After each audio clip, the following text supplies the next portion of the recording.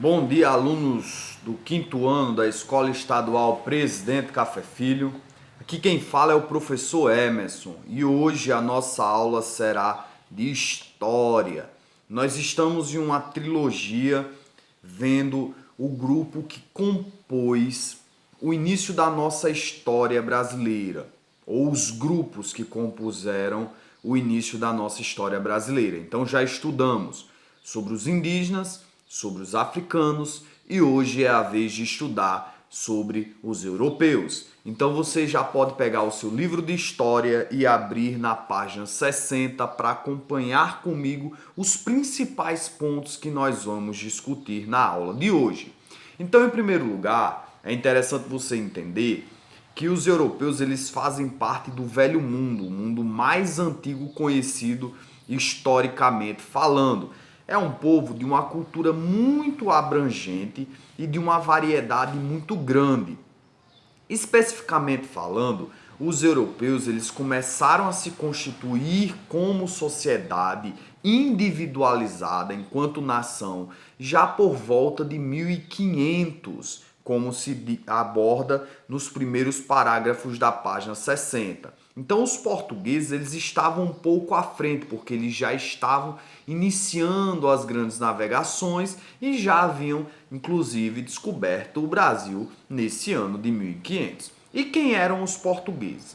Os portugueses eles tinham um estilo de vida baseado em três grupos sociais, que eram o clero, a nobreza e os camponeses. O clero era formado pelos membros da igreja, né? Os membros da igreja que compunham, né, o alto escalão da igreja, era o clero. Os nobres, aí você vai ter os reis, os príncipes, as pessoas mais ricas que formavam aquela sociedade. E os camponeses, por fim, eram os trabalhadores, que trabalhavam no campo, como a própria palavra já se deriva disso.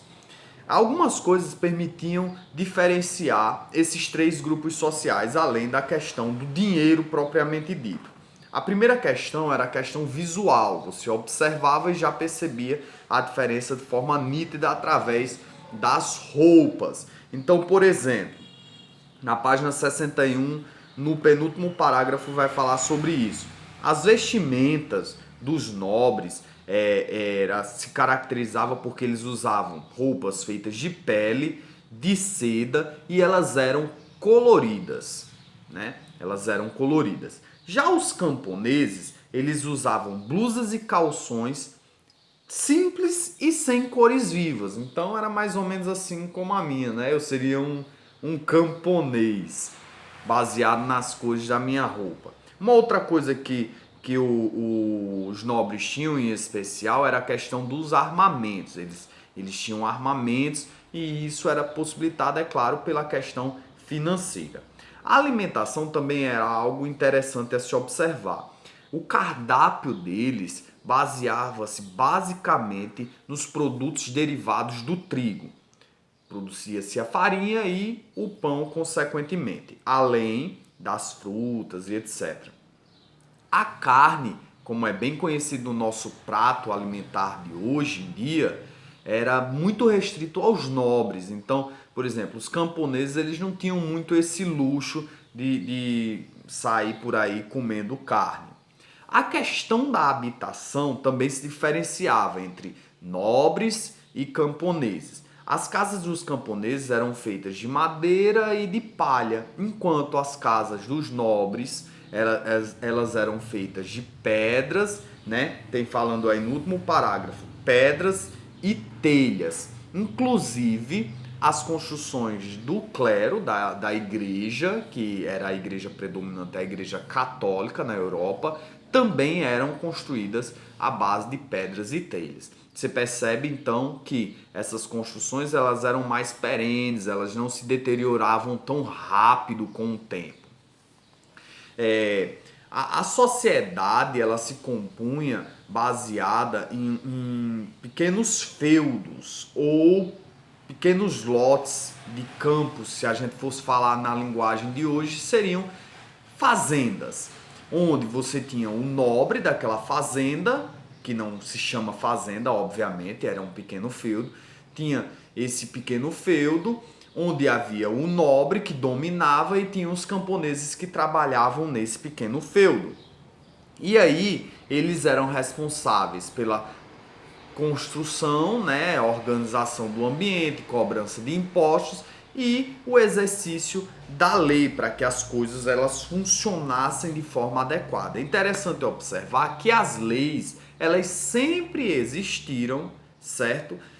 Talvez não de forma registrada em alguns períodos da história, mas elas sempre se fizeram necessárias para manter a ordem. Uma outra coisa interessante é que a parte artística e cultural ela era controlada pela Igreja Católica. Então as pinturas, vai dizer aí no último parágrafo da página 60, as pinturas, os livros, eles eram controlados pela Igreja Católica até para que eles tivessem o poder de continuar colocando na mente das pessoas a sua doutrina. Então, tudo que era feito com a finalidade de manter a doutrina católica viva. Naquela época, naturalmente, as outras religiões não eram bem aceitas, diferente do que é nos dias atuais. Cada um de nós temos a nossa fé, nós professamos uma fé ou não, né? Tem as pessoas que não têm nenhum tipo de fé. E temos liberdade para isso, porque vivemos em um mundo livre. Então, basicamente era isso, né? Os principais pontos a serem abordados na discussão de hoje são esses. Questão da composição social, da habitação, da alimentação, da questão da cultura e a questão das leis e cobranças de impostos. Esses são os principais pontos a serem observados. Leiam o texto, página 60 e página 61, e respondam as perguntas. Na aula de geografia, que eu vou gravar daqui a pouco, eu vou fazer um resumozinho sobre os 3 grupos: os índios, os negros e os portugueses. Então, você primeiro assiste esse e depois assiste lá a aula de geografia. Então, fiquem com Deus e até a próxima aula. Tchau, tchau.